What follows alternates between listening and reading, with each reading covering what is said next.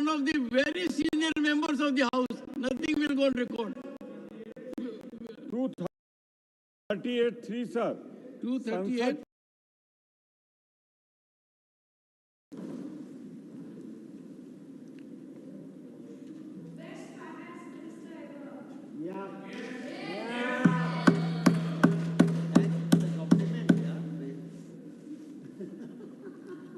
Mr. Chairman,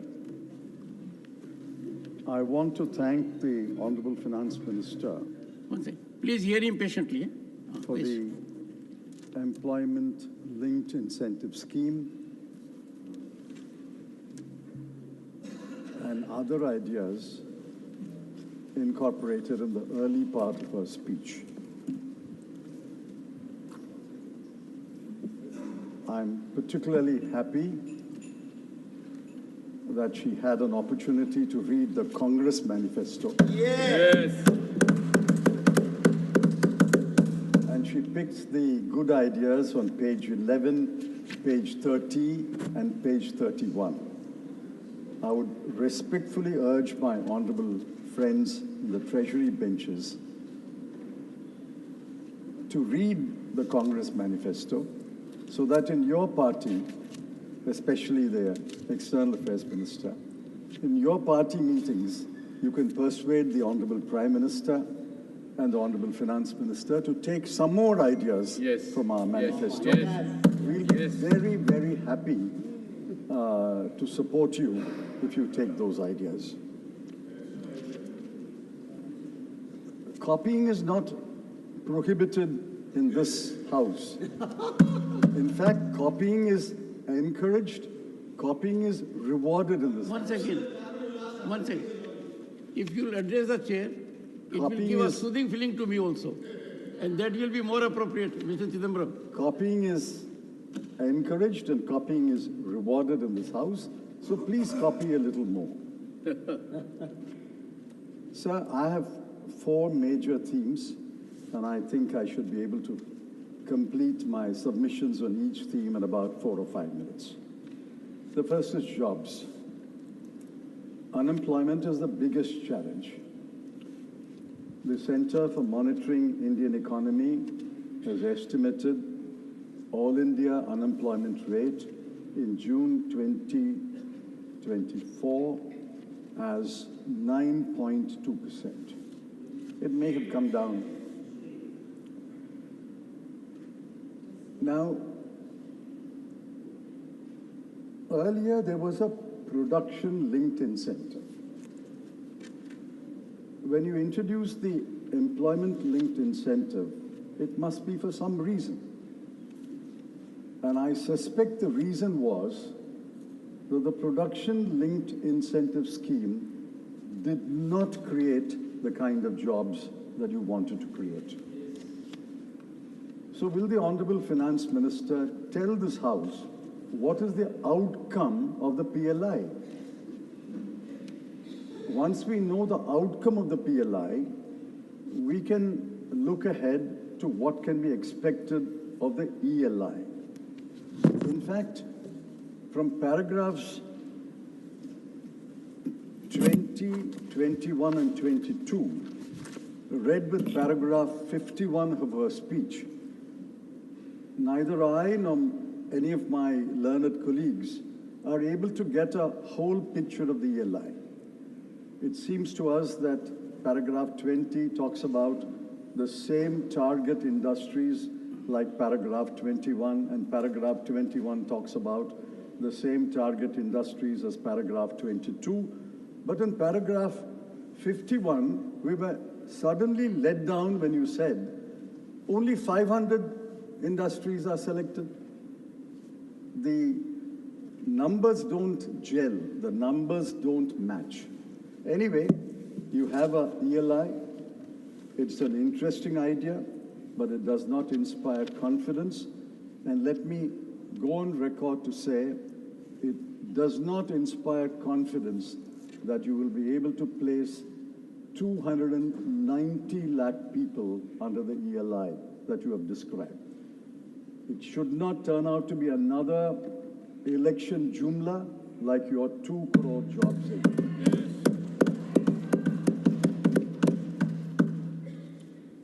Now look at the magnitude of the unemployment problem. Uttar Pradesh Police Department conducted an examination for 60,244 vacancies. 48 lakh persons applied and wrote that examination. It was cancelled a couple of days later. Air India wanted to fill 2,216 vacancies of handymen to do diverse jobs like repair and maintenance.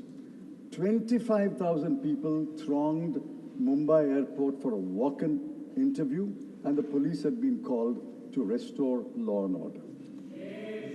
A private company in Gujarat sought to fill 5 positions. 1,000 persons barged into that company. Madhya Pradesh advertised 15 low-skilled government jobs. 11,000 applications were received. Among them were postgraduates, engineers, MBAs, and I'm sad to say, even one of them who had just written an examination to be a judge in the Madhya Pradesh High Court. The best illustration is by the Staff Selection Commission. There are staff selection commissions at the center and in the states. Uttar Pradesh conducted an examination for 7,500 posts. 24,74,030 people applied for those jobs. And yet, the RBI, about 2-3 weeks ago, said, there is no jobs crisis in India. Exact words, no jobs crisis in India. Why didn't anyone from the minister or any officer stand up and say, we reject this statement? RBI is supposed to be cautious, conservative, and neutral. But you're cautious, you're conservative, and you're not neutral at all. Yes. Yes. I suggest, sir, that unemployment be taken seriously, and we will wait for the outcome of your ELI scheme. It is an interesting scheme. At the moment, I'm not impressed. I'm not convinced. The outcome alone will judge whether your intentions are good, whether you really want to tackle unemployment. Sir, the second broad subject is inflation. The Honorable Finance Minister, in paragraph 3 of her speech, dismissed the subject in 10 words. And I'm not exaggerating. Please go through the speech. Exactly 10 words. Is inflation such a trivial subject? You can deal with it casually and dismiss it in 10 words? WPI inflation is 3.4%. CPI inflation is 5.1%. Food inflation is 9.4%. This is data collected where you can collect data, mostly along towns and villages abutting the national highway, at best the state highway, at best the district highway. But go into the hinterland of India. Go into the KBK districts of Odisha. Go into the interiors of Dharmapuri or Ramanathapuram. The inflation is much higher than your 3.4% or 5.1% or 9.4%. And the chief economic advisor,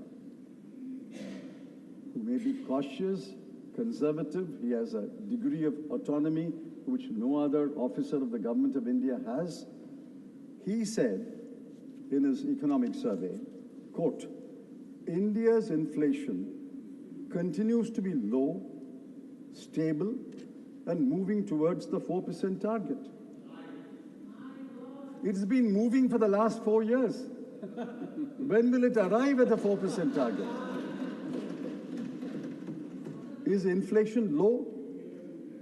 Is it stable? No. Is it moving towards the 4% target? No.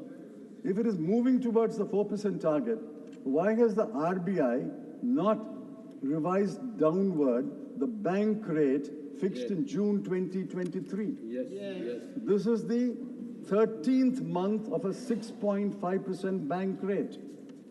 Bank rate is the good measure of where inflation is moving. If inflation is moving towards the 4% target, 4% is, the target is actually 2 plus or minus, 4 plus or minus 2. It's not 4%. Assuming that 4% is the target, why is the RBI keeping the bank rate at 6.5% for the last 13 months? Why is the MPC, the Monetary Policy Committee, not willing to revise it downwards? And I think what the Chief Economic Advisor said in his economic survey is injury, and the Honorable Finance Minister dismissing the subject in 10 words is adding insult to injury. Inflation is a humiliating situation because every family is hit by inflation.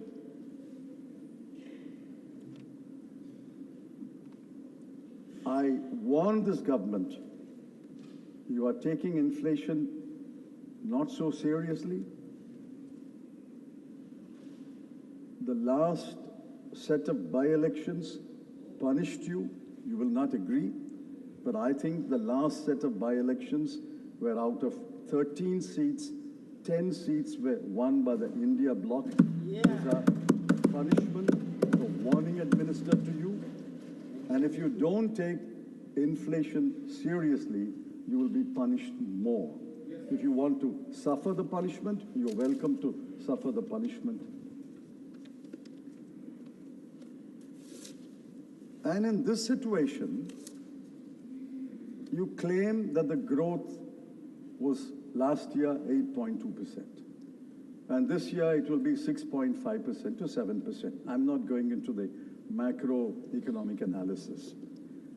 Some of my colleagues will do that. I ask you, how do you arrive at this growth rate? You take the nominal growth rate and apply a deflator and arrive at the GDP. Sir, the House and you must know that the deflator that they have adopted for the manufacturing sector for last year is 1.7. When wholesale inflation is 3.4, when CPI inflation is 5.1, food inflation is 9.4, how do you adopt a deflator of 1.7? In fact, I want the Honorable Finance Minister to tell us what is the deflator you have adopted for manufacturing, industry? What is the deflator you have adopted for industry and for agriculture? And what is the deflator you have adopted for services? Nominal growth is measurable, but your GDP in real terms is simply by adopting a deflator. And if you adopt a deflator, which several knowledgeable economists and experts throughout the world have severely criticized for the last 3 or 4 years, you will arrive at this rosy picture. You will adopt a deflator less than 1.7, you would not have arrived at 8.2, you would have arrived at 9.2. You adopt a deflator of 0.5, you will even cross 10%. So please tell us, what is the deflators you are adopting? Why are you adopting? And tell us what is the nominal growth rate and how do you arrive at these growth rates? These growth rates cannot be seen, but these growth rates can be felt by the people. Please, anyone moving around the people will know. The growth rate can be felt by the people. When there is impressive growth, when there is more goods and services, when prices are affordable, when there is money floating around in the market, when your pockets are jingling with coins or currency notes, you get the feeling that things are going all right in this country. Do you get that feeling? I travel at least 500,000 kilometers every month by road. I don't get that feeling. Does any honorable member from his constituency or state get the feeling that the people tell him things are very good, things are very good. Please go and tell the Prime Minister in Delhi things are very good. We are very happy. Does anyone get that feeling? Sir, the third subject is wages. Now, this is a serious matter.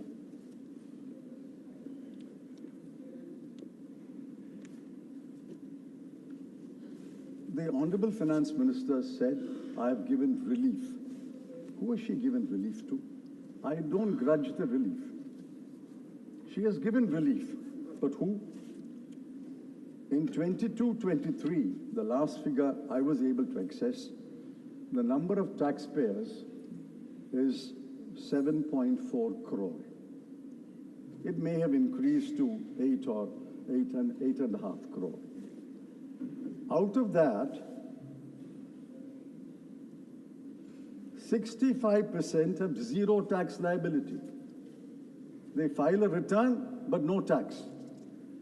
Assuming that the 60% remains constant, of say 8 crore or 9 crore taxpayers today, 5.5 to 6 crore will be zero tax liability. You have given relief to people who move to the new tax regime. The new tax regime, I've seen various calculations. Each paper has got a calculation. I have a chartered accountant who's given me a calculation from Gujarat, and he is very knowledgeable. He says that the relief given is between 9,651 rupees to 17,651 rupees. To whom? To this 2 to 3 crore people. India does not consist only of these 2 to 3 crore people. There are 142 crore in this country. Out of 142 crore, let's assume you have given relief to 2 to 3 crore people. What about the rest? Do you know the conditions of the rest? Your household consumption expenditure survey of the government of India counted that the bottom 50%,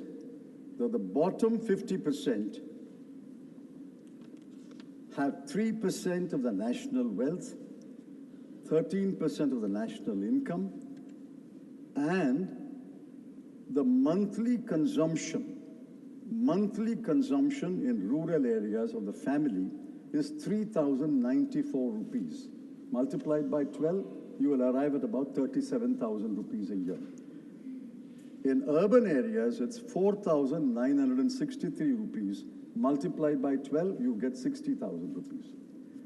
So we have 50% of the population, monthly consumption expenditure, 50% is 71 crore, have a monthly consumption expenditure of between 36,000 rupees to 50,000 rupees. Are they rich or poor? This is the bottom 50, below the median. You go down to the bottom 20, go down to the bottom 10, they are even poorer. What is the relief for them? And the Niti Aayog chief executive officer says, India has virtually abolished poverty. Poverty cannot be more than 5%. Poverty cannot be more than 5% when you're talking about 71 crore people. 71 crore people, thankfully, is not 5%. Then India's population will be 1,400 crore. India's population is 142 crore. One half is 71. They are below the 171 crore. They are below the median, and this is the median income. Sir, I asked the Honorable Finance Minister, what is the relief given to them? Do you know that most of them are daily labor? 30 crore daily labor in this country.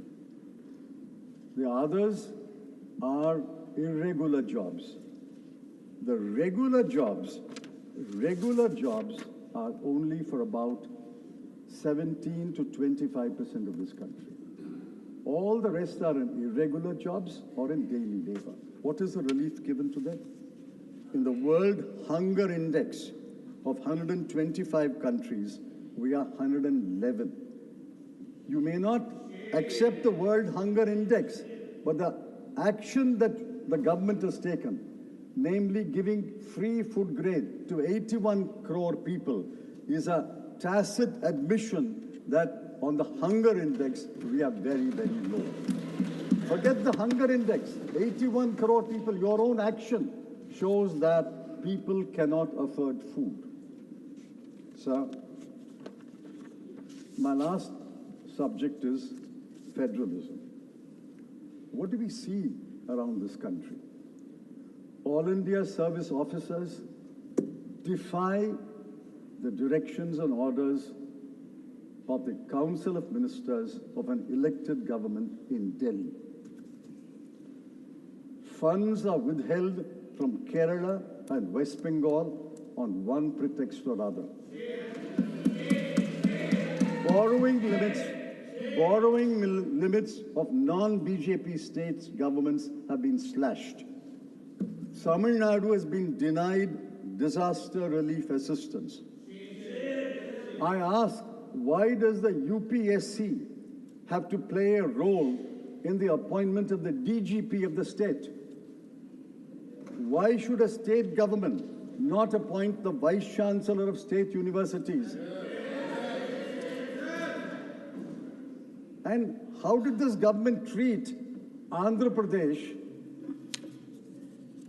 and Bihar and Odisha before April?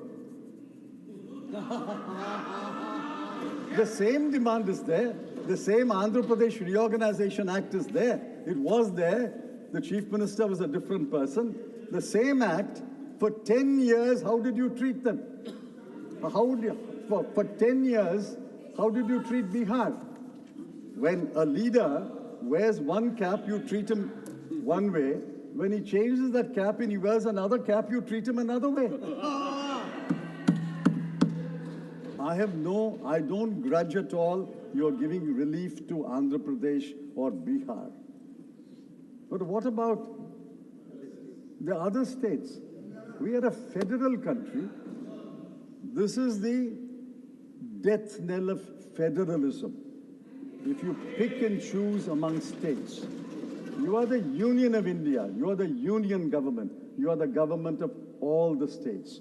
You cannot pick and choose one state and deny relief to another state. Sir, finally, I thought the Honorable Finance Minister loved Tamil. I missed her quotes from either Thiruvalluvar or any other classic literature.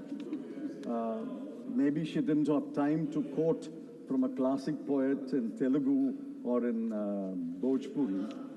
Maybe she will in course of time. I want her to remember that she was born in Madurai. She had a schooling in Viluppuram, and she had a college in Tiruchirappalli. And it is very painful, as the Chief Minister of Tamil Nadu pointed out, that not in one place in her 60-page speech did she mention the word Tamil Nadu or Tamil. I'm not saying mention only Tamil Nadu. Mention all states. Or mention all the states grouped together. How many times have you mentioned Bihar? How many times have you mentioned Andhra Pradesh? I have no grudge. But please remember that there are other states in India, other states of people, other states elect other governments, they vote against you. Please remember that. Finally, sir, I have 1 minute. I have 5 demands. 5 demands which I would urge the Honorable Finance Minister to copy from our manifesto. I demand this and I want answers. Respectfully, I ask the Honorable Minister to give us answers. If you don't answer this today or in the course of this session or subsequently, it is not as though these demands will die down. They will echo everywhere in India where the India bloc has a right to speak and write. First demand, we demand that a minimum wage of 400 rupees per day for every kind of employment. 2, we demand a legally guaranteed MSP. 3, we demand a write-off of the unpaid balance of interest or installment of educational loans given up to March 2024. 4, we demand the abolition, complete abolition of the Agnipath Agniveer scheme. And 5, we demand